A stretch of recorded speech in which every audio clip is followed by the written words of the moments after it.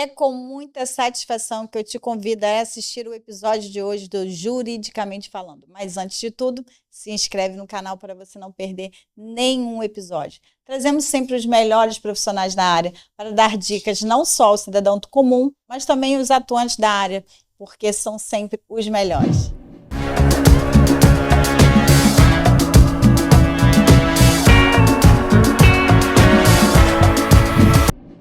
E hoje eu tenho a satisfação de estar aqui comigo a doutora Fernanda Fernandes, que é a delegada aqui da EDEAN. Muito obrigada por você ter aceito o nosso convite. Tenho certeza que será um bate-papo maravilhoso, trazendo muito esclarecimento para muitas pessoas, não só para as mulheres, né, que acabam sendo vítimas de violência, mas também para os atuantes na área, como eu costumo dizer, trazendo dicas, né? Porque eu até brinquei antes, quando a gente estava gravando, que o outro dia um amigo falou, eu não entendo nada de direito penal. Se acontecer alguma coisa, eu falo, peraí, deixa eu perguntar para o amigo o que fazer, né? Então, aquelas dicas básicas sempre são bem-vindas. Verdade, obrigada pelo convite, Isabel. É um prazer estar aqui. Espero aqui poder contribuir para as dúvidas, né? Para dicas, né? Práticas e também para a conscientização da população sobre os direitos, né, sobre o que fazer, os canais de denúncia, enfim. Espero aqui poder ajudar bastante. Com certeza será maravilhoso. Mas vamos lá, como que é uma mulher no início de carreira escolher ser policial civil e hoje atuar na DEAN? Como é que é esse desafio, doutora? Para mim foi curioso porque eu nunca tive o desejo de ser delegada, né? Foi uma surpresa para mim. Na verdade, eu estava estudando para concurso, eu morava em outro estado, né? Estava morando em outro estado, estudando para concurso, e meu foco era Ministério Público, né? E meu marido é do Ministério Público Federal, então eu estudava bem para esse concurso porque a gente morava em outro estado, então eu tinha que focar nos concursos da área federal. E aí eu fiz Ministério Público Federal primeiro, fiquei por muito pouco, né? E aí estava naquele ritmo de concurso, você começa a passar em vários concursos, né? Fiz para Procurador Federal, que também era um concurso. Já é uma dica para concurseira, né? Quando começa a passar em vários. Começa, né, a passar em vários. Tanto é que há pouco tempo eu fui chamada para Procurador Federal, né? Mas já estava aqui, já tenho mais de 10 anos, né? Acho que 12 ou 13 anos aqui como delegada no estado do Rio de Janeiro, e aí avaliando, eu não... na verdade foi um concurso que eu fiz há um tempo atrás, que teve algum problema lá, judicial, né, enfim, e aí 15 anos depois eu fui chamada, né, para ir para a Procuradoria Federal, e eu optei em ficar na polícia, né, porque eu gosto muito do que eu faço, e já estou aqui há 7 anos na DEAN, acabei me especializando em violência de gênero, né, fiz mestrado e doutorado, né, na área, e enfim, então eu avaliando, né, como seria a minha profissão lá e como seria a minha profissão aqui, né, na verdade essa situação de você tá feliz, né, tá realizada no que você faz, né, hoje eu me vejo como delegada, não me vejo em outra profissão. Né? Então isso pesou. Tem que ser paixão mesmo, né? Ser policial tem que estar apaixonado. É verdade, porque a gente acaba assim, se dedicando muito, né, e não tem hora vaga, né, a gente fala que, quando fala, você é policial 24 horas por dia, é verdade, né, porque você recebe ligação durante sua folga, feriado, final de semana e até durante as férias, né, às vezes até com dificuldade de tirar férias, eu tenho tirado muito poucas férias, né, ano passado eu tirei só 15 dias, esse ano eu vou tirar 15 dias, ano retrasado eu não tirei, enfim, né, então eu tô com, né, enfim, várias férias acumuladas, e é um trabalho muito desgastante também, né? Porque é um trabalho que você trabalha ali com a proteção e segurança das pessoas, né? E como é que é a rotina para você? Como é mãe, né? Mulher, delegada, como é que faz para equilibrar tudo isso? Olha, eu vou dizer que é bem difícil. Porque, na verdade, é essa situação mesmo que acaba resultando, em última análise, nas violências, né? A gente vive numa sociedade extremamente machista, né? Em que as mulheres acabam ficando muito com atividade de cuidado, né? Lá em casa até é bem dividido, né? Mas a gente se sente muito responsável, né? Em razão dessa carga, né? Que a gente vem trazendo aí culturalmente, né? E a gente acaba tendo que se dividir, né? E às vezes é muito difícil, né? Eu agora, né, para finalizar o doutorado, finalizei com muita dificuldade, né? Porque o trabalho é muito intenso. Eu passo finais de semana trabalhando, né? Então, eu dividi os finais de semana entre o trabalho e entre o doutorado, né? Então, tinha dias que eu estava lá lendo e escrevendo, e tinha dias que eu estava escrevendo também, né? Pedindo prisão, pedindo busca e apreensão, né? Pedindo prisão temporária no plantão judiciário, né? Enfim, né? Porque a violência doméstica é uma bomba relógio que pode explodir a qualquer momento, né? Então, um feminicídio que aconteceu sexta-feira à noite, eu não posso esperar até segunda-feira para pedir a prisão, porque esse autor pode voltar e matar essa mulher no final de semana. Né? Então, assim, é uma situação que é urgente. Né? Então, a gente acaba se dedicando, inclusive, aos finais de semana. Então, é bem puxado. Né? É uma rotina Dentro intensa. de uma delegacia, como que funciona esses plantões? Assim? Tem plantão, dividido plantão de 24 horas? Como que faz esse revezamento? Estão vários delegados? Me explica um pouco como funciona. As DEANs, não, nas DEANs é um pouco diferente, né? Nas DEANs a gente tem o plantão 24 horas para os policiais que trabalham no plantão, mas a gente tem um expediente. Só tem eu de delegada aqui na DEAN Caxias, né? Só uma delegada sem assistente, então não tem uma delegada assistente nem uma delegada plantonista, né? Adjunta. E aí eu fico responsável por tudo, né? Então, apesar de ter plantão 24 horas, depois das 18 horas, todos os flagrantes vão para a central de flagrantes. Então, eu só ficaria com o que está ali, né, no expediente. Mas, por exemplo, no final de semana, né, quando eu vejo uma situação, né, que entrou sexta-feira à noite ou sábado de manhã urgente, eu não vou esperar até segunda-feira. Eu acabo representando no plantão mesmo, né, então, mesmo de folga. Na verdade, o expediente da delegada, ela está lá durante o dia. Isso, segunda a sexta, né, de 8 às 18 horas. Então, se acontecer alguma coisa no período da madrugada, vai ser visto no dia seguinte. Ou então, se for uma situação flagrancial, vai para a central de flagrantes, né? E aí a central de flagrantes vai apreciar ali a situação flagrancial. E quem pode ser atendido na DEAN? Só mulher? Como é que é? É o gênero feminino, né? Então, quando você se declara como mulher, no gênero feminino, você é atendido na DEAN. Né? A gente atende meninas, né? Crianças, adolescentes, mulheres, né? Adultas, enfim. É violência de gênero, né? Sempre. Então, violência doméstica familiar, violência sexual, mesmo que não seja ali no âmbito do relacionamento afetivo, né? A gente também atende. Né? Então, todos os abusos sexuais são atendidos na DEAN. Né, aqui de Caxias, e a DEAN de Duque de Caxias atende o município de Duque de Caxias. Essa é a nossa atribuição, o município inteiro. Né? Obviamente, a gente tem 5 delegacias em Caxias, né? A DEAN e mais 4. Então, às vezes, aquela vítima que está lá em Xerém, ela prefere ser atendida em Xerém porque ela tem dificuldade de, né, se deslocar. Qualquer delegacia deve atender. Sim, qualquer delegacia, qualquer distrital atende qualquer situação de violência doméstica familiar. Até porque a gente só tem 14 DEANs no estado do Rio de Janeiro. Né? Então, a gente não tem DEAN em todos os municípios. E a pessoa deve procurar uma delegacia que seja próxima à sua residência ou não? Aonde aconteceu aquela situação ali não tem nada a ver com a minha residência, mas é próximo do fato. Como que se escolhe qual delegacia ir? A pessoa pode escolher a delegacia que ela quiser. Né? Ela pode escolher a delegacia mais próxima da residência dela. O fato vai ser apurado, né, pela delegacia da circunscrição onde o fato ocorreu. Mas eu digo assim... Então pode ser que você faça a ocorrência em uma e ela seja encaminhada para onde ocorreu o fato. O fato vai ser remetida para outra. Mas eu sempre digo que se tiver uma DEAN naquela circunscrição, é melhor que a vítima procure uma DEAN, porque é uma delegacia especializada de atendimento à mulher. Né? Tem toda uma rotina de atendimento diferenciada para essa mulher. E qual a principal diferença entre a DEAN e as demais delegacias? A DEAN, ela tem... Primeiro que a gente acaba só tratando dessas ocorrências. Então, a gente já tem até a gente fala que uma expertise, um know-how, aquele olhar clínico, sabe? Do médico que olha para o paciente e consegue identificar. Então, assim, a gente olha a situação, a gente consegue já, muitas das vezes, analisar a gravidade. Né? Então, a gente vai dar um atendimento humanizado, com uma escuta ativa, né, totalmente acolhedora para aquela mulher. Aquela mulher, ela vai ser atendida, ela vai poder falar, porque assim, eu sempre digo que uma ocorrência relacionada à violência doméstica ela é totalmente diferente das outras, porque, por exemplo, você foi furtada na rua, você vai na delegacia, no máximo, em 10 minutos, a sua ocorrência vai estar pronta. Né, porque você vai relatar que no dia e hora, você estava no local tal e foi furtada o bem tal. Né, você vai embora e acabou, né? Na violência doméstica é diferente, porque a vítima às vezes chega ali para relatar uma ameaça. Mas ela começa a narrar toda uma série de violências que vêm ocorrendo, né? que antecederam essa ameaça. E aí, essas violências, muitas das vezes, vão mudar a capitulação da ameaça. Por exemplo, uma ameaça reiterada já pode virar uma perseguição, o stalking.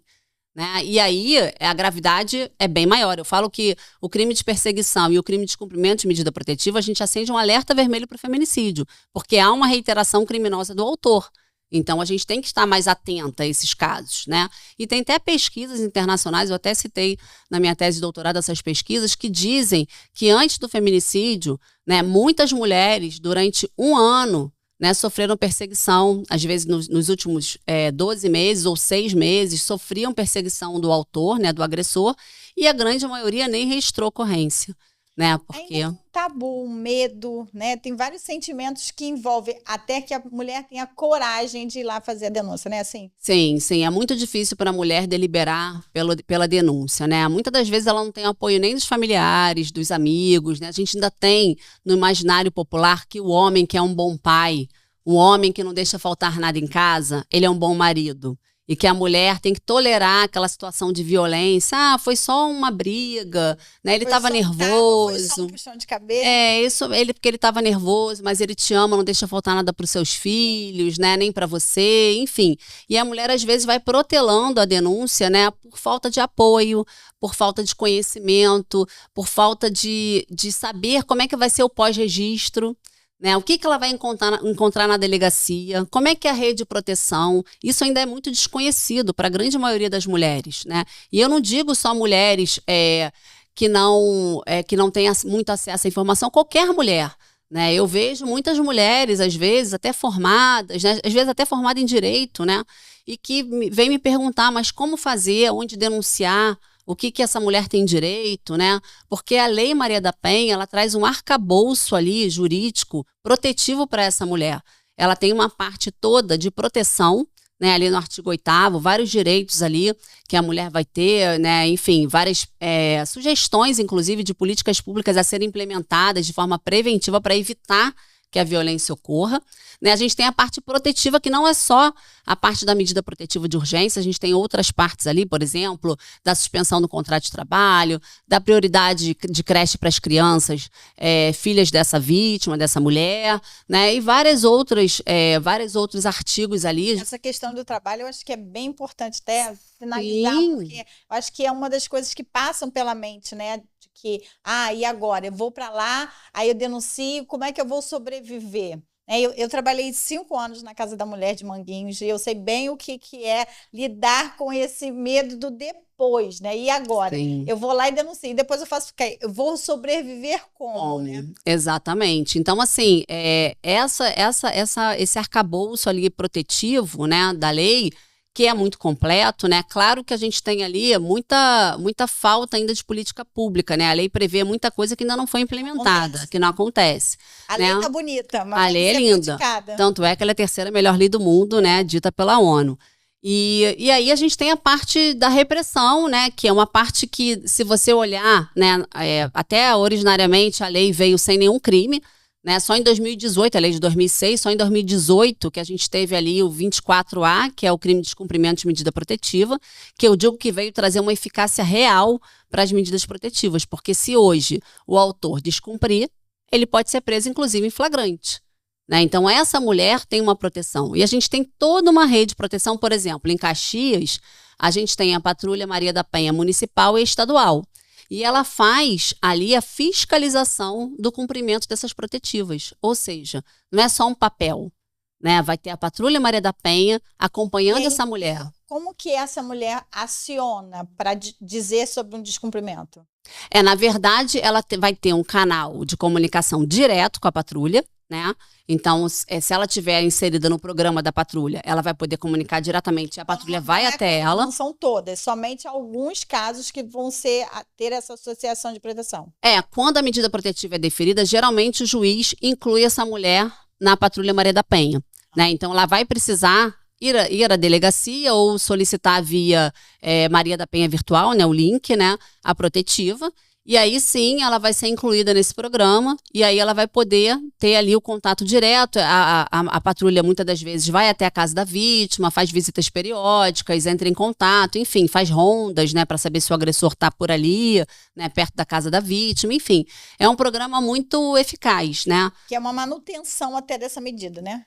Exatamente. Eficácia. Exatamente. E aí, essa mulher também pode, por exemplo, ele está aqui na minha casa agora, meia-noite. Ela pode acionar 190, né? E aí a polícia militar vai até o local, ela vai mostrar a medida protetiva, mostrar que o autor foi intimado e ele vai ser conduzido para a delegacia para ser preso em flagrante, por exemplo. Né? Então, isso realmente trouxe uma eficácia muito grande. Né? Porque antes, quando não era crime, ele estivesse na porta da casa dela, ela ia fazer o quê? Né, se não podia ser preso, né, imediatamente. Né? Então, diminuía muito, na verdade, a proteção, a eficácia da proteção dessa mulher. Né? Hoje a gente tem ali uma eficácia maior. Né? Então, assim, esse desconhecimento, muitas das vezes, né, de como vai funcionar, como que é a rede de proteção, o que tem ali disponível ou não, né, faz com que muitas mulheres também não denunciem. E também o desconhecimento dos 5 tipos de violência, né? A gente tem porque a gente até é mais comum e muito falado, a violência física. E essa é aquela que até alguém está verificando, né? Bati com a cabeça, não, você vai lá. Agora é aquela que está no emocional, que está no psicológico, que está no material, e que quem está do lado de fora não vê, que não consegue sequer apoiar para que ela não se cale, né? Tão grave quanto, né? Porque a gente pega muitas mulheres, atende muitas mulheres na delegacia, assim, totalmente destruídas emocionalmente, né? Algumas com síndrome do pânico, né? Outras com depressão gravíssima, outras até contraíram algum tipo de doença, né? Câncer, algumas tentam suicídio, né? Então, assim, a violência psicológica ela é extremamente grave, né? E, em boa hora, o legislador, em 2021, tipificou. Não só, porque antigamente a gente tinha ameaça, tinha algumas violências psicológicas tipificadas, mas não todas, né? Hoje a gente tem um crime de violência psicológica no 147B e o crime de stalking, né, perseguição no 147A, no Código Penal. Então, assim, na verdade, a Lei Maria da Penha, quando ela traz ali, no artigo 7º, a violência psicológica, ela basicamente foi dividida em 2 artigos. Hoje você praticamente consegue suprir toda a necessidade de violência psicológica com esses dispositivos legais, né? E a gente consegue atender... Graças a Deus ocorreram avanços para complementar, né? Exatamente. Mas diante dos cenários, qual hoje você dizia que é um dos maiores desafios dessa questão da prática, né? De assegurar a mulher dentro dos seus direitos? Qual o maior desafio? Eu acho que muito hoje é a falta de conscientização, falta de campanhas, falta de políticas públicas preventivas e educacionais, por exemplo, nas escolas, né? Porque em 2020 foi a inclusão dois marcos importantes que eu entendo durante a pandemia. 2020 foi a inclusão nos incisos ali das medidas protetivas, o encaminhamento do agressor para grupo reflexivo. Esse foi um ponto muito importante, porque é uma medida preventiva também, né? Porque se o agressor vai para um grupo reflexivo, ele vai ter que desconstruir o machismo, desconstruir... Prática eficaz? Muito. Eu participei fui até alguns grupos reflexivos, tive contato com as pesquisas que eles fazem pós-grupo, né? E o índice de reiteração dos agressores diminui, assim, enormemente. É quase 2%, entendeu? De reiteração. Ou seja, né? E aí eu digo que é a grande vantagem dos grupos, né? Porque, assim, claro, você tem vários marcos ali para você medir eficiência, mas eu entendo eficaz, né? Muito eficiente quando você evita a reiteração. Porque se você evita a reiteração, você evita o feminicídio, que é o topo do iceberg. Quando a mulher morre, acabou, não tem mais o que fazer. Essa mulher não foi protegida. A lei falhou, né? Ou a lei ou as políticas públicas, né? Falharam. Porque, na verdade, a lei veio para que essa mulher não morra, não sofra feminicídio, né? Então, ela tem toda ali uma política pública preventiva, protetiva e repressiva para evitar que essa morte ocorra. Eu, semana passada, tive o conhecimento de uma pessoa que eu conhecia, não tinha muita proximidade, mas era muito amiga de uma amiga minha, e que foi assassinada pelo ex-namorado, que não aceitava o término do relacionamento, além de matá-lo, ainda matou o atual namorado dela. Isso é muito comum, né? Na verdade, os feminicídios muitas das vezes ocorrem, né, depois do rompimento do relacionamento, né? Aí tem até pesquisas que mostram que a mulher tem ali o risco agravado, né, pós-rompimento da relação, né? E por isso que é importante ter a protetiva ali. Posse, né? Eu acho que Sim. acho que se tivesse que apontar um grande culpado de tudo isso, era essa questão do poder, né? Do homem achar que ele tem o poder sobre alguém que está do seu lado. E não é uma partilha, né? Sim, é uma cultura muito machista ainda, né? A gente precisa realmente desconstruir essa cultura e aí a gente precisa entrar com essa desconstrução já, na verdade desconstrução não, construção, né? Porque se você entrar na escola, nos níveis iniciais, né? Porque é o outro marco respeito, que eu ia dizer. Né? Quando você fala na escola, a gente vem do respeito. Sim, né? Exatamente, porque em 2021 a Lei de Diretrizes e Bases foi alterada para incluir, né, uma semana, que aí ela fala até em março, né, para você ter ali uma semana de conscientização, né, de políticas ali, né, educacionais relacionadas ao gênero, né, relacionadas à equidade de gênero, né, para mostrar o que é ser homem, o que é ser mulher, porque quando você começa na construção da masculinidade dizendo que o homem tem que ser violento, agressivo, tem que ser viril, né, tem que ser protetor, tem que ser, e aí você começa, você tem que agir igual homem, não pode agir igual mulherzinha, né? Aqueles discursos que a gente ouve. Então, a partir dali, você começa a construção da masculinidade e da feminilidade. Feminilidade é ligado a características negativas, né? A fragilidade, né? A tolerância e características negativas. E o homem é a força, né? A violência. E aí você vai naturalizando esse processo, né? Então, quando você inclui, né, na grade curricular desde ali da educação inicial, né, educação de base, né, essa construção, né, e da igualdade de gênero, você acaba trazendo ali uma construção, né, que vai nortear. Eu vejo isso pela minha filha, né, eu tenho uma filha e a minha filha fala muito sobre isso, né, então hoje ela fala, mãe, isso aqui ele está sendo machista, não tá? Quando ele faz isso, então ela já consegue identificar o machismo em algumas situações. Princípios, né? Exatamente. Por exemplo, lá em casa, as tarefas são divididas, né? Porque a atividade de cuidado é uma das coisas, né, que é muito característica, né, do patriarcado, né? Dessa divisão social, essa construção social, né, de papéis, né? Então a mulher tem que ficar com a atividade doméstica. Então a mulher tem que trabalhar, tem que cuidar da casa, dos filhos, do marido, né? Quer dizer, se ela sobreviver, exatamente, não pode falhar, ainda tem que estar bonita, né? Tem que estar chique, linda, bonita, maravilhosa, magra, né? Porque a sociedade impõe isso à mulher, né? Ou seja, a mulher está exausta, né? A mulher, se ela não pirar até o final, ela consegue cumprir todas essas funções, né? Então a gente precisa falar sobre isso e dividir essas tarefas domésticas, né? Tem um livro muito interessante da Maria Homem e do Caligares. A Maria Homem é uma psicanalista, o Caligares também, que eles falam sobre isso, né? Coisas de menina. Eles falam muito sobre isso, né? Falam que muitas mulheres hoje não querem mais casar e algumas não querem ter filhos, né? Justamente por causa dessa sobrecarga, né? Que as mulheres perceberam que muitas das vezes elas estão numa união, têm filhos, né? O homem se separa, ela tem que ficar com a criança, cuidar da criança, né? Cuidar de toda uma casa, da sua profissão, né? Então ela acaba tendo que abdicar de alguma coisa, né? Porque ela fica muito sobrecarregada. E aí isso está trazendo esses reflexos, né? Tanto no livro da Maria Homem quanto no livro da Laurie Penny também fala sobre isso, Nova Revolução Sexual. Elas falam muito sobre isso, né? E é um reflexo aí dessa sociedade machista que está impondo, né, essa atividade de cuidado toda a mulher, né? Que até saiu foi um tema do Enem, né? Esse tema caiu no Enem, né, na prova, na redação, e muitas pessoas desconheciam, né? Porque realmente é tão naturalizado que a gente acha que a obrigação realmente é nossa, né? É muito isso, né? O errado parece que virou certo. Certo, né? Exatamente.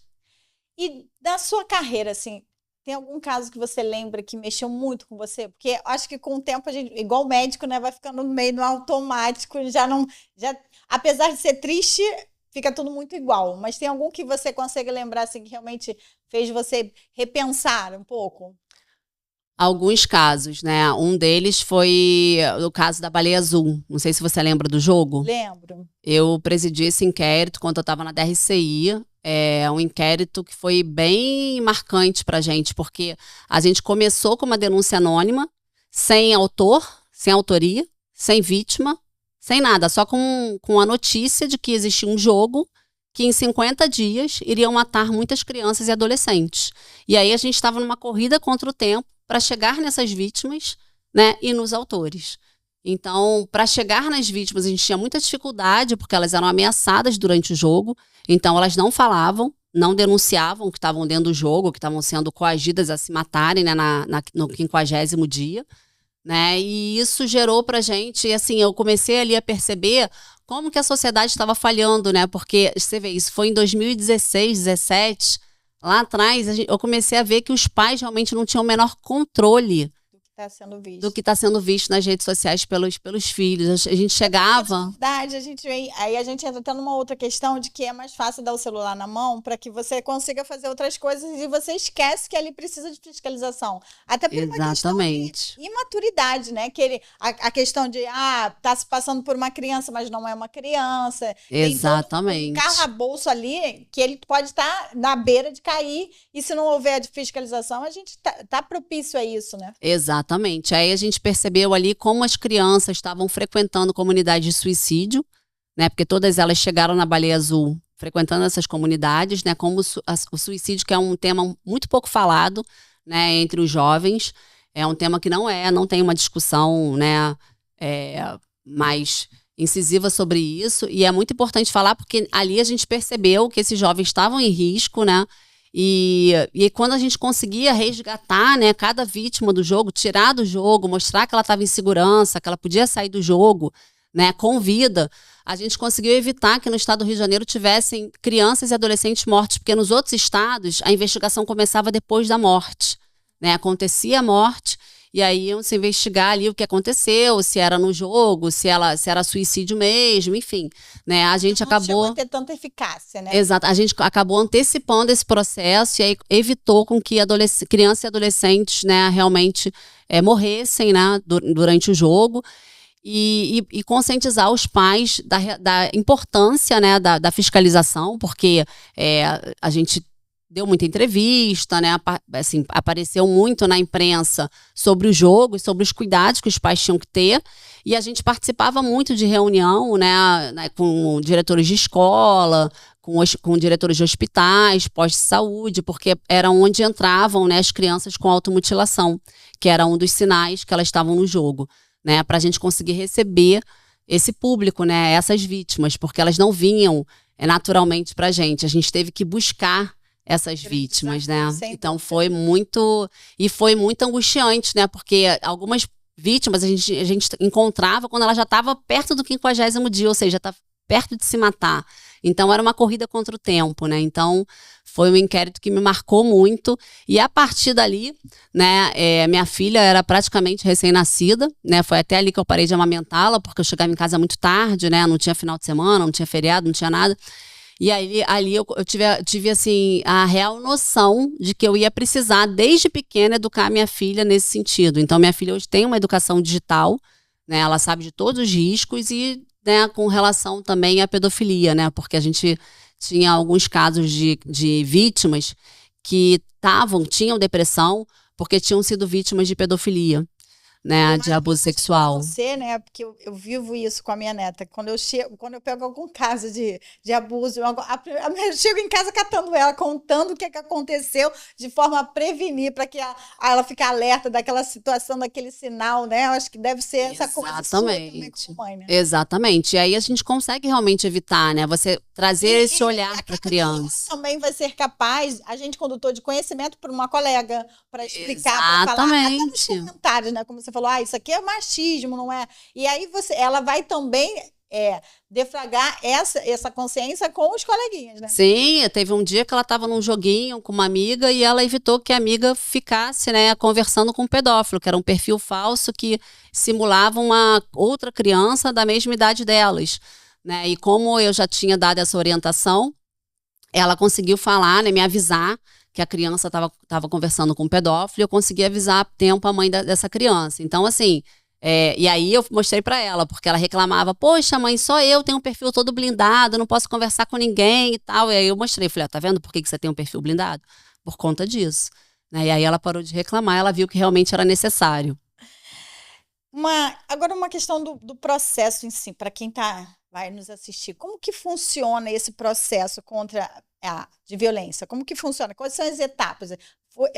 A vítima foi lá e denunciou. E aí, depois disso, como funciona?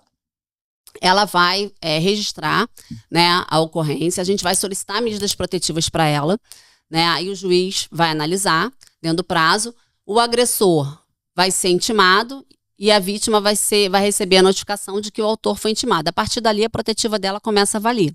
Né? Se o autor o oficial de justiça, né, enfim, não conseguir intimar esse autor, ela tem a protetiva, mas a protetiva não está valendo ainda. Só é válida a partir da intimação do autor.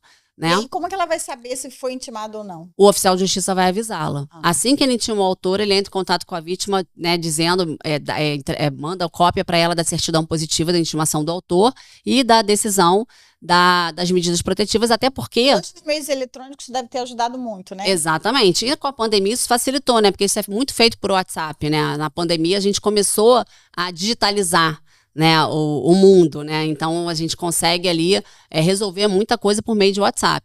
E aí ela vai ter, porque quando você solicita protetivo, o juiz pode indeferir, pode deferir totalmente ou parcialmente. Por isso que é importante ela ter acesso à decisão, para saber o que o autor pode ou não fazer. Porque vai ser a partir da decisão do juiz que ele vai dizer... Né, exatamente. Pode. O que ele pode 200 metros, 300 metros, 500 metros, cada decisão é de um jeito, né? Tem decisão que tem prazo, tem decisão que não estipula prazo, né? Para protetivo, enfim. E aí ela vai saber a partir da decisão. A gente, quando ela está na delegacia, que a gente ouve, né, registra, a gente já encaminha essa mulher para toda a rede de proteção.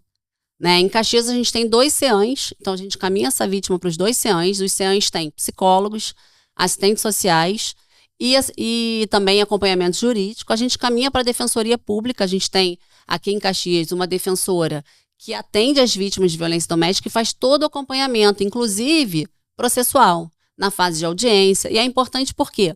Porque se a protetiva dela foi indeferida, a defensoria pode recorrer.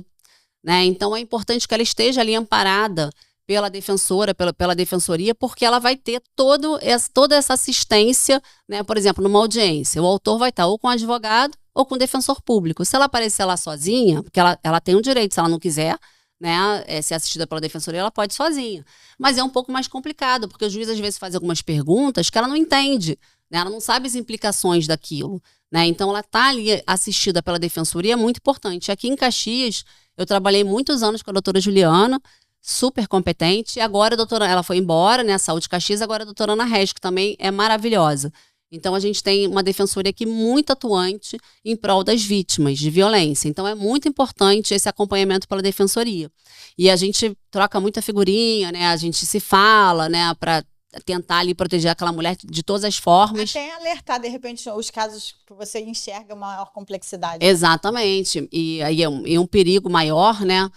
Para a gente até tentar fazer uma busca ativa dessa mulher. Porque muitas das vezes, assim, a gente tem, assim, muito desconhecimento, né? Porque quando a vítima chega na delegacia, a gente passa muita informação para ela, mas às vezes ela chega lá muito nervosa.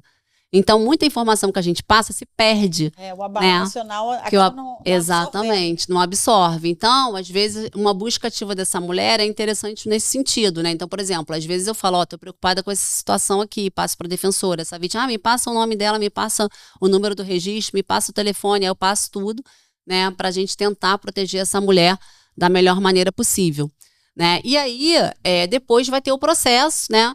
E aí, assim, a depender, a gente vai finalizar a investigação, e aí muitas das vezes a gente precisa ouvir testemunha, né? E a gente avisa essa mulher que isso é muito importante, porque muitas mulheres não retornam à delegacia, né? Que a partir do deferimento das protetivas e da intimação do autor, todo novo fato que acontecer, ela precisa retornar à delegacia para avisar. Então, por exemplo, o autor entrou em contato, a gente não tem como saber, ela tem que retornar à delegacia, noticiando esse fato, né?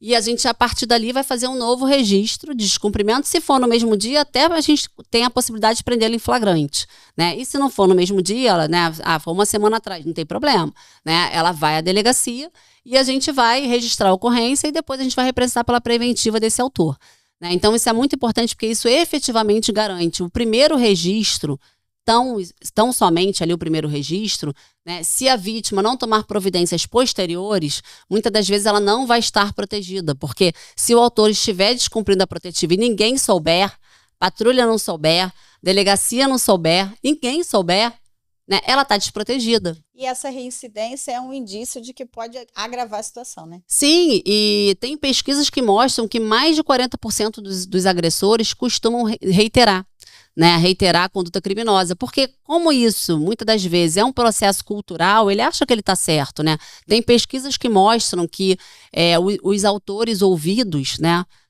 assim, em algumas pesquisas, entrevistas feitas, eles disseram, primeiro, ou negaram a violência, falaram que não praticaram a violência, ou justificaram a violência em razão do comportamento anterior da vítima. A culpa é dela, né? A culpa é dela. Olha, eu só fiz isso porque ela fez aquilo. Isso. Se ela não tivesse feito isso, se ela tivesse me obedecido, não teria, né? Então, assim, porque ele acha que ele tá certo, né? Então, porque assim...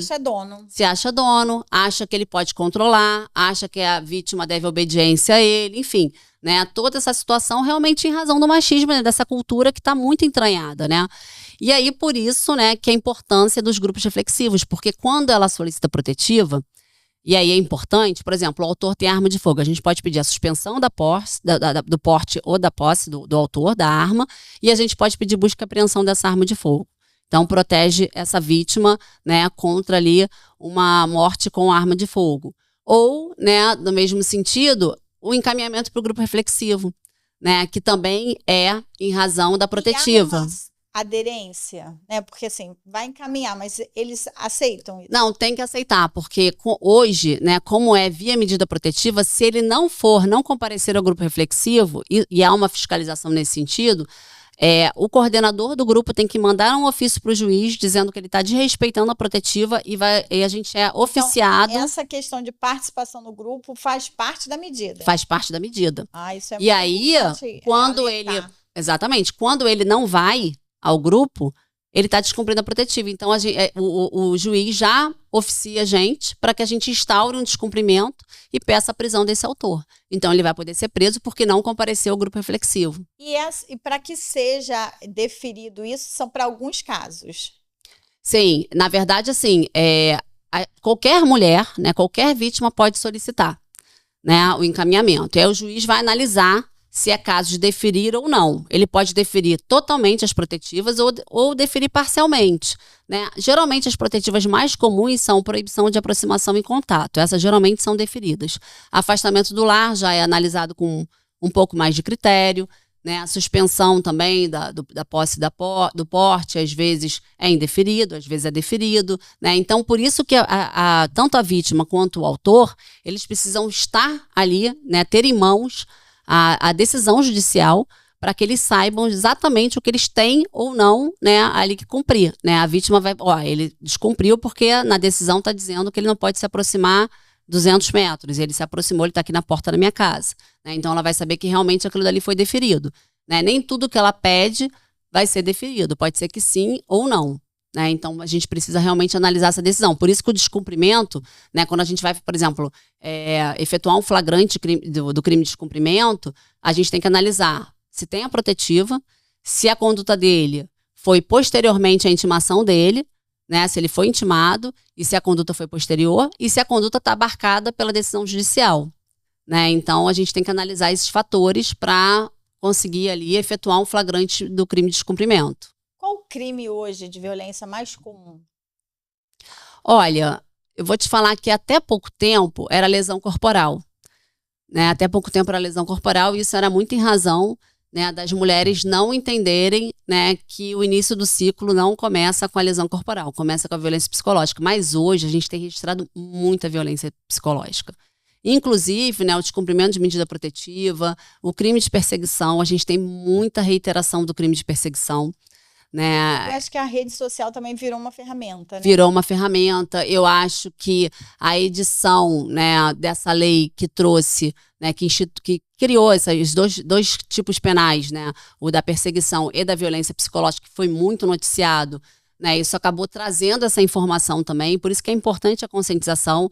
Né, e a gente fala assim, a gente só tem conscientização em março, que é o mês da mulher, maio, né, um pouco, não tanto. Em agosto, que é aniversário da Lei Maria da Penha, e em novembro e dezembro são os 21 dias pelo fim da violência contra a mulher, 21 dias de ativismo, né? A gente precisa realmente falar sobre isso o ano todo. Esse tema precisa estar nas escolas, né? Que as mulheres saberem, né? E a gente fala escola, porque na escola você está construindo, né? Na faculdade, para você ter ali, né? Por exemplo, na faculdade de Direito, tem várias faculdades que não têm essa disciplina. Ainda né? é optativa, né? É optativa, e tem umas que nem como optativa tem, né? Eu fui em algumas faculdades que eles não tinham nem como eletiva, né? Então, assim, é preocupante, né? A pessoa sair do curso de Direito sem conhecer a Lei Maria da Penha na sua integralidade, porque tem pesquisas que mostram, há pouco tempo, teve uma pesquisa do Data Senado que mostrou que só 16% da população conhecia na sua integralidade a Lei Maria da Penha. E a grande maioria das entrevistadas, né, que não se diziam vítimas, né, diziam que não eram vítimas, depois de responder um questionário, descobriram que eram vítimas de violência doméstica. Como, por exemplo, você já foi xingada? Ele controla suas redes sociais? Outro dia eu fiz até um pôster, né? Um pôster brincando, tipo, você não vai usar essa roupa. Como assim? Exatamente. Por que eu não vou usar a roupa? A roupa é minha, eu gosto dela, eu vou usar. E Exatamente. acha até que uma brincadeira. É uma proteção. Porque ele tem ciúme de mim. Não é assim. Isso não é ciúme. Poder não é ciúme. É porque o ciúme é romantizado pela sociedade, né? É como se, nossa, ele gosta muito de você, ele tem um ciúme, né? Parece que é uma coisa maravilhosa, né? Parece que é lindo que ele tá querendo te proteger porque ele te ama demais, é um homem que ama demais, né? Mas o homem que ama demais, esse homem que ama demais, que tem um ciúme excessivo, ele mata. Né? Se a mulher não se respeitar algum comando, né? Exatamente. E infelizmente a gente tem aí, né, que assim, a grande maioria dos feminicídios, né, as mulheres não registraram ocorrência, né, não tinham medida protetiva e foi pós-rompimento da relação por não aceitar, né, o término da relação, ciúme excessivo, suspeita de traição, enfim, né, todos ali relacionados à situação aí do machismo mesmo, né? Então a gente realmente precisa falar sobre isso e desconstruir essa cultura mesmo. O que é delegacia eletrônica? E é possível fazer uma ocorrência de violência doméstica também por esse meio? A delegacia online. A gente tem hoje, eu vou dizer que o formato hoje que a Polícia Civil tem da delegacia online não é um formato interessante para os crimes relacionados à violência doméstica e familiar. Né? Na verdade, crimes relacionados à violência de gênero, até crimes sexuais também. Porque, assim, principalmente a violência doméstica e familiar, a mulher precisa de uma medida protetiva, né, naquele momento. E a delegacia hoje, online, não traz esse suporte para a mulher. Porque ela precisa ser validada. Precisa ser validada, ela vai ter que voltar, ou seja, e às vezes você tem um trâmite, né, que vai demorar. Então, se a vítima comparecer hoje à delegacia, ela sai com a solicitação hoje. E muitas das vezes no mesmo dia aquela protetiva já é analisada. Né? E às vezes no mesmo dia o autor já é intimado, principalmente se for uma situação, por exemplo, sábado, domingo, feriado que vai para o plantão tem aquelas 12 horas só para analisar. Ele não pode passar daquelas 12 horas. Então, no mesmo dia, o autor vai ser intimado. Né? Então, assim, a mulher já está com aquela proteção. Né? Se você registra, o registro tem que ser validado, aí ela tem que voltar à delegacia para solicitar a protetiva, porque é a vítima que escolhe a protetiva que ela quer. Às vezes ela fala, não, essa eu não quero. Não preciso não dessa. Preciso dessa. Né? Não, essa para mim não é interessante, eu não quero. Né? Por exemplo, teve um dia, há pouco tempo, que uma vítima ela não queria solicitar protetiva. Ela falou, não quero, porque eu vou precisar ir lá. Né? Então, se eu for lá com a protetiva, eu vou estar quebrando a protetiva, então eu não quero. Então, assim, é um direito da vítima. Né? A gente orienta, né, que na grande maioria das vezes a protetiva efetivamente vai proteger, né, vai trazer essa proteção a mais para essa mulher, né, e que é importante. Mas algumas vítimas, às vezes, não querem solicitar. Né, é um direito delas. Dentro dessa protetiva, né, você já explicou até sobre a rede de proteção. Mas em relação à sobrevivência em si dessa mulher, o Estado tem alguma ajuda de custo para isso? Ela recebe alguma forma de se manter? Teve uma lei há pouco tempo que trouxe a questão do benefício assistencial, né? Se essa mulher hoje ela é encaminhada para o CIAM, a assistente social do CIAM ela vai analisar as condições daquela mulher e se ela tem direito a uma Bolsa Família, se inscrever no programa Minha Casa Minha Vida. Então, né? na verdade, são as proteções que já existem. Já existem. O acolhimento para ver se ela se encaixa em alguma daquelas possibilidades diante da fragilidade que ela se encontra. Exatamente. Mas a gente tem uma previsão legal, né, de um benefício assistencial a ser prestado para essa vítima, a ser fornecido para essa vítima durante 6 meses, né? Alguns municípios já implementaram, outros não. Por exemplo, no Rio de Janeiro, antes de sair a lei, já existia esse benefício, né, no município do Rio. Então, assim, aí vai depender do município. Mas existe já essa previsão legal. Como que é atender uma vítima quando ela chega já em estado de choque, de medo? Como funciona? Vocês têm essa técnica aguçada para conseguir entender que, de repente, ela não falou tudo que, de fato, ela viveu? Como que é isso na prática? Isso é muito comum, né? Principalmente esses casos de violência psicológica. Tem vítimas que estão relatando a situação, o telefone toca, ela já começa a tremer, porque ela já fica achando que é o agressor que está ligando, né? Então, assim, a gente percebe que ela está com um trauma muito grande, né? Essa mulher, né, a gente primeiro tranquiliza, fala, olha, a senhora pode ficar calma, a senhora tem todo o tempo do mundo para relatar, né, tudo que aconteceu, a senhora quer beber uma água, a gente deixa a vítima, né, deixa a mulher ficar no tempo dela, né, e falar, ó, não tem problema, se a senhora não conseguir falar tudo hoje, a senhora pode voltar para complementar as declarações posteriormente, né, e aí, né, o que é muito importante? Que a mulher, quando ela procure a delegacia, que ela já leve toda a materialidade. Por exemplo, às vezes prints. Por quê? Né? Ele mandou print, ele mandou mensagem, mandou print, ameaçou por print, tem foto, tem vídeo. Porque muitas das vezes essa mulher não leva e logo depois o agressor quebra o celular. Ela perde toda a materialidade. Né? Então, assim, às vezes ela chega lá, tá com o celular descarregado, não consegue levar, né, toda a materialidade. Então, isso é muito importante. Primeiro, né, num primeiro momento, até para o deferimento integral das protetivas dela. Né, porque dependendo do que ela for pedir, solicitar como protetiva, por exemplo, afastamento do lar, que é mais criterioso, né, se ela tiver com toda a materialidade ali, é muito mais fácil do juiz deferir. Né? Então, a gente sempre deixa isso muito claro. Caso daquela mulher que saiu correndo, fugida e nem levou nada, só saiu correndo. Sim, essas mulheres, geralmente, elas pedem abrigo. Elas pedem para serem abrigadas, né, o abrigamento. A gente acaba realizando o abrigamento dessas mulheres. E aí não tem problema.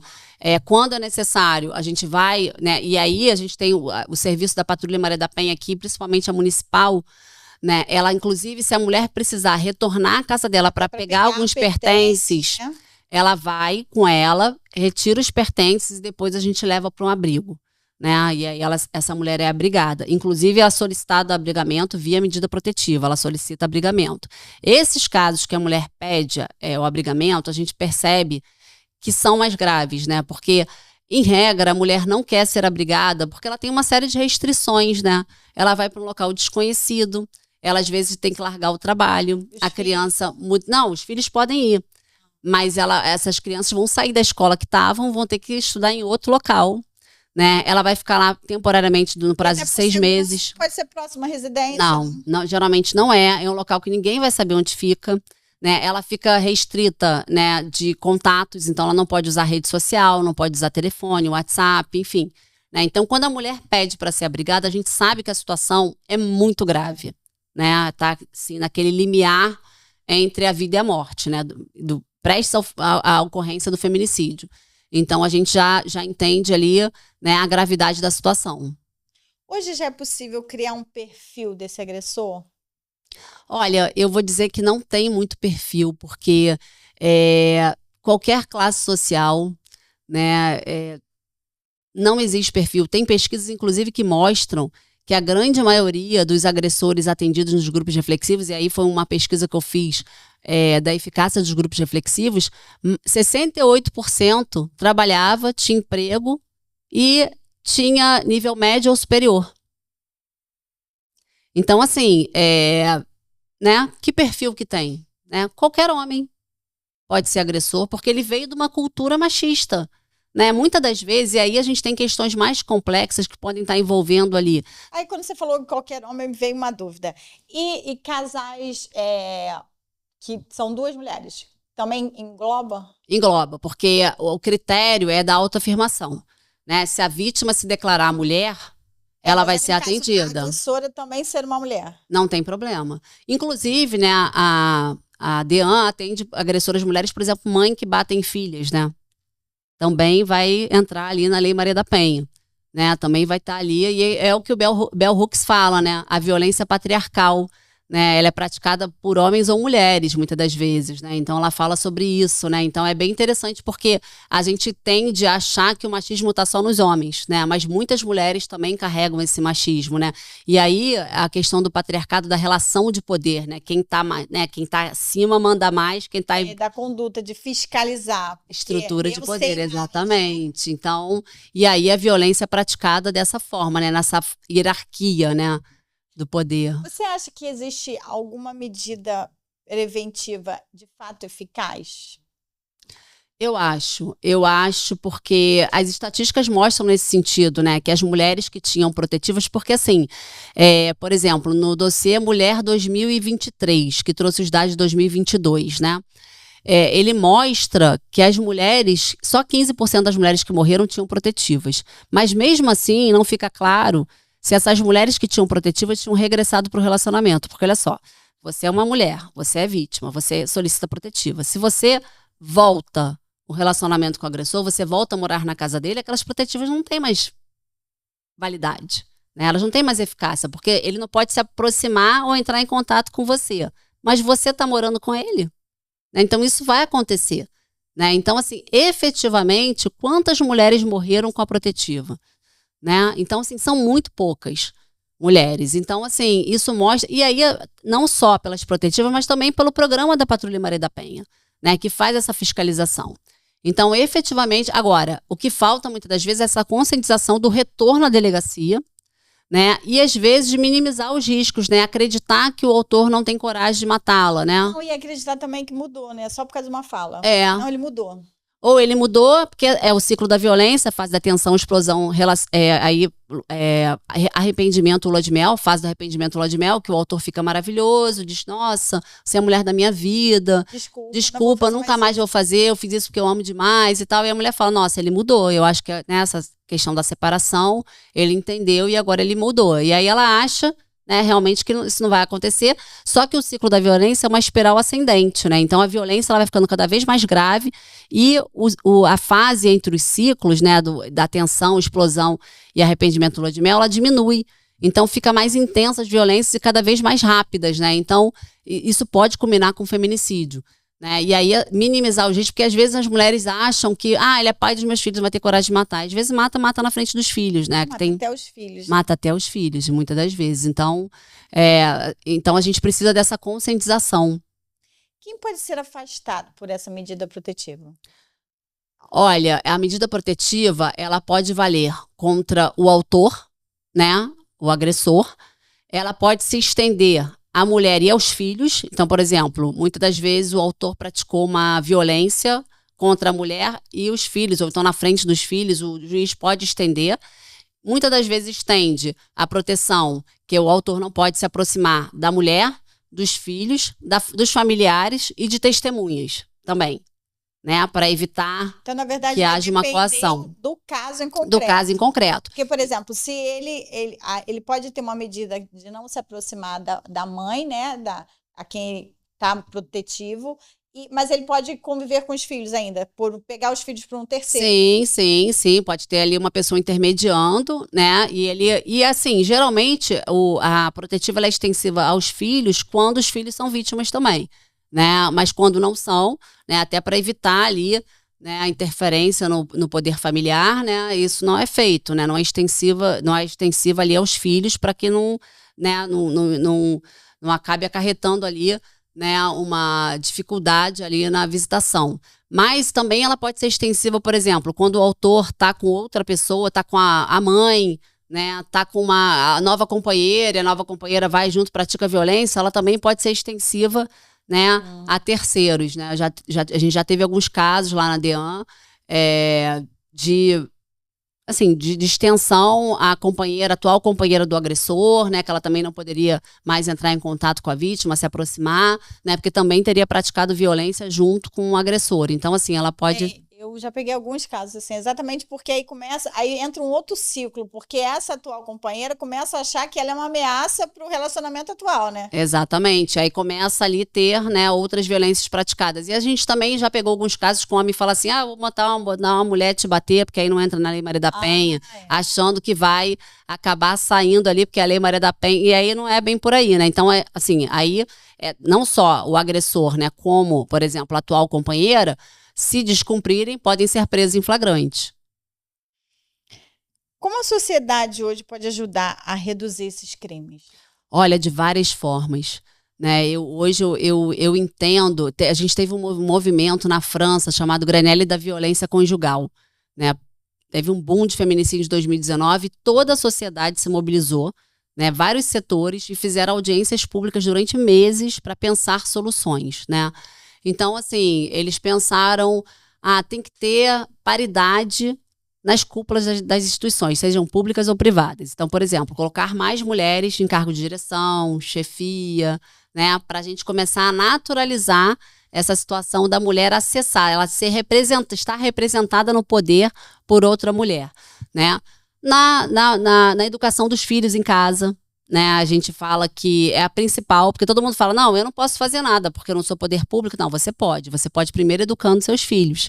Né? É aquela questão de autorresponsabilidade. Né? Exatamente. Isso vai até na questão da escola, né? Porque Exatamente. A escola tem que educar. Não, a escola não tem que educar. Não, a criança é educada em casa. Exatamente. É bem diferente. Então, avocar para si e assumir a responsabilidade de criação, porque esses agressores foram criados em ambientes, talvez, que propiciaram isso, não é Exatamente. Uma desculpa. Não, pode ser o inverso, sim, mas a gente enxerga que isso acontece porque viu a criação. É que a gente comentou no início, né? Se a criança ela tem uma cultura de que não, isso eu não posso fazer, a tendência é ela não praticar. Exatamente. Sendo praticada e achar que aquilo dali é normal, ela vai replicar. Vai naturalizar.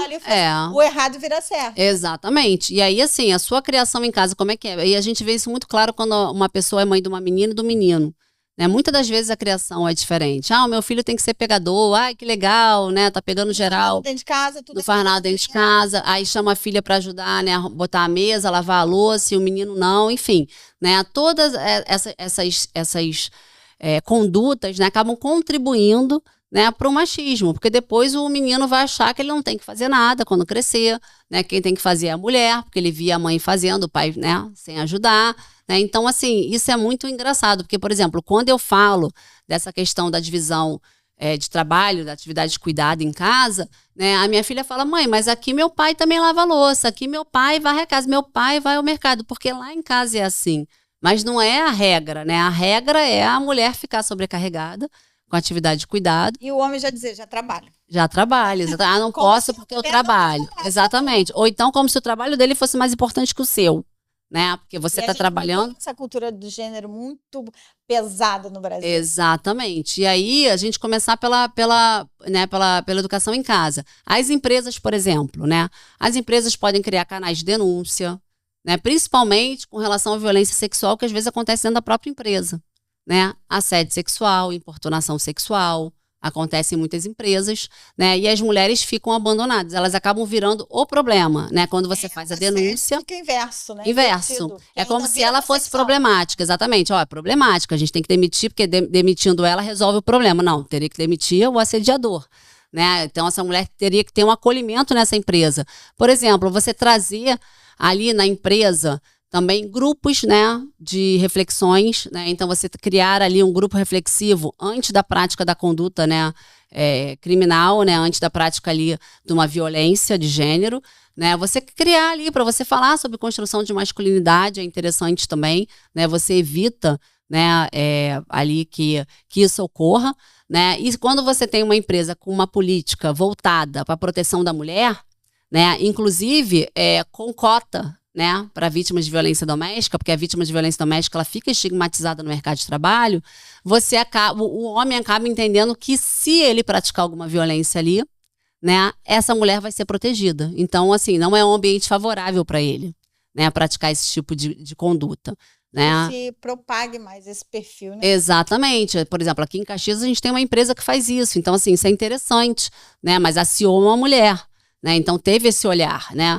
Então, assim, é interessante que a gente tenha esse tipo de prática, né? A gente tem visto, eu fui no evento no Rock the Mountain, por exemplo, né? Que eles criaram lá um canal de denúncia para assédio sexual lá dentro. Aí botava na porta do banheiro feminino, você não está sozinha, na entrada do evento, você não está sozinha. E tinha um canal lá, né, com advogadas, né, prestando assessoria, e essa mulher teria um canal imediato de acolhimento se aquilo acontecesse dentro daquele show.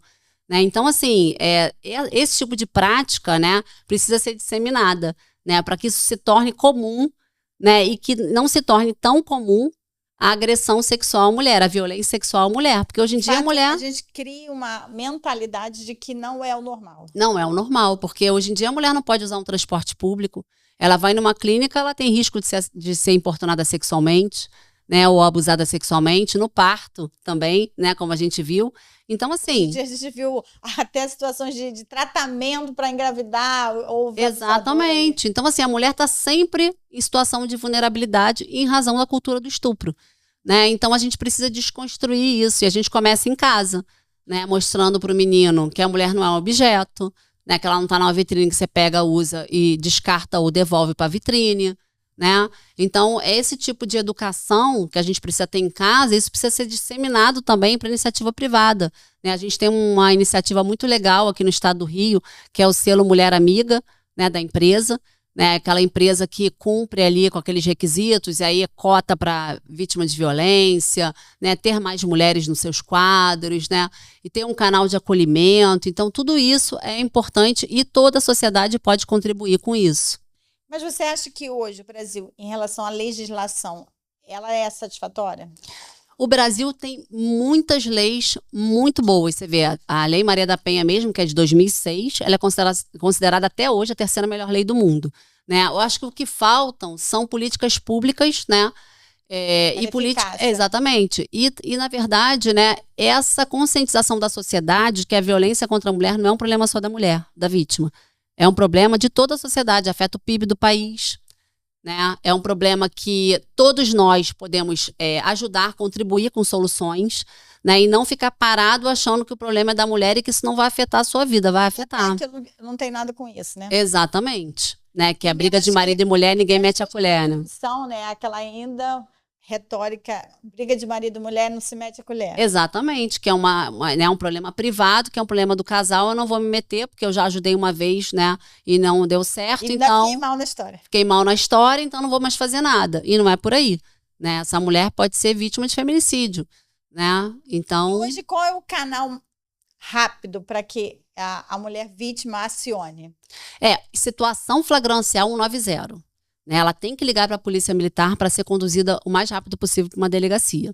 Né? Se ela já estiver ali inserida dentro de casa, está vivendo, ela pode já acionar a polícia. Ela pode acionar a polícia. Ir lá, não. Não. Ela liga para o 190, fala que está sendo vítima e pede uma viatura e ela vai conseguir ser assistida imediatamente. Agora, se ela já tiver registrado e tiver num programa de proteção da Patrulha Maria da Penha, por exemplo, ela pode acionar ali um dos patrulheiros, né, que ela vai ter um telefone exclusivo para esse canal, né, com a patrulha, e um dos patrulheiros vai ajudá-la naquele momento que ela está precisando ali também, né, e também é um outro canal. A gente também, quando a vítima já registrou, a gente dá um telefone da delegacia, né, do plantão da delegacia, porque se for uma situação flagrancial, por exemplo, que ela chamou e a polícia, às vezes, militar esteja demorando, enfim, não tenha chegado a tempo, e a gente estiver ali num dia útil, né? Porque sábado, domingo, feriado, a gente fica sem o expediente na delegacia. Então, são muito poucos policiais. Mas quando é dia, por exemplo, hoje, né? No expediente, tem vários policiais. A gente consegue mandar uma viatura também no local para atender essa mulher. O que você diria que é o grande mito dessa questão de violência? Eu acho que tem vários, né? Achar que a vítima não sai do ciclo da violência porque ela não quer, né? A gente tem várias questões aí interligadas, né? Por exemplo, essa mulher às vezes veio de uma violência intrafamiliar e intergeracional, né? Então aquilo para ela é muito difícil ela desnaturalizar esse processo de violência. Ela acha que aquilo dali como eu já ouvi várias vezes, né? Várias mulheres falando, eu falei, a senhora nunca foi ameaçada, nunca foi xingada? Doutora, a minha vida toda. Eu falei, por que a senhora não denunciou? Eu achei que isso fosse coisas do casamento. Então, achar que são coisas do casamento é você naturalizar um processo anterior, né, da violência física, que é o processo ali do início do ciclo. Psicológica, né? Psicológica, da fase da tensão. Então, já teve uma violência psicológica, uma violência moral, uma patrimonial, às vezes até sexual, né? Porque muitas mulheres ainda acham que no curso do relacionamento elas são obrigadas a manter relação sexual, porque, ele pediu, né, eu sou casada. Exatamente.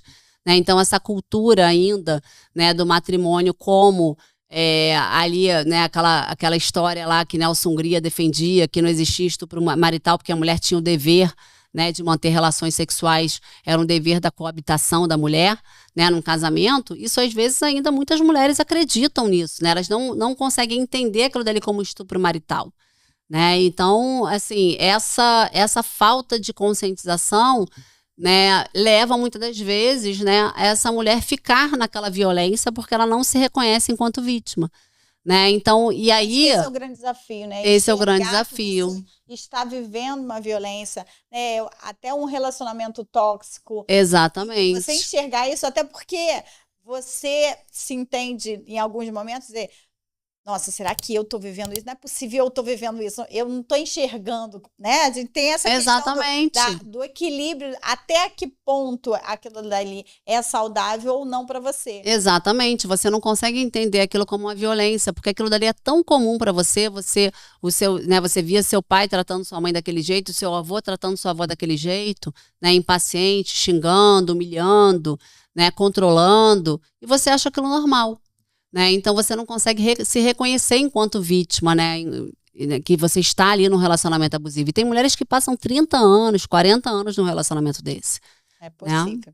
Tem alguma coisa que eu tenho esquecido de perguntar e que você acha que é importante a gente citar? Não, eu acho que só a gente tem que registrar aqui a importância da denúncia, né? Da mulher procurar a delegacia para registrar uma ocorrência, né? Em razão, inclusive, das estatísticas, né, que demonstram que a maior parte dos feminicídios ocorrem com as mulheres sofrendo inúmeras violências, mas sem registro, né? Nunca registrou nenhuma violência dessa. E aí, né, chega numa parte ali da espiral ascendente, né, da escalada da violência, que chega no feminicídio. E, infelizmente, essa mulher acaba morrendo, né, sem proteção nenhuma, sem pedido de ajuda, né? Ou então pediu ajuda, mas não nos canais oficiais, né, de ajuda. E aí, infelizmente, a gente tem esse alto índice de feminicídio ainda, né, no estado do Rio de Janeiro e no Brasil, né, que o Brasil é o 5º país onde mais se mata mulher, né? Importante também a gente entender que é uma luta de todos, né? Não é sequer só das mulheres, nem de todas as mulheres, né?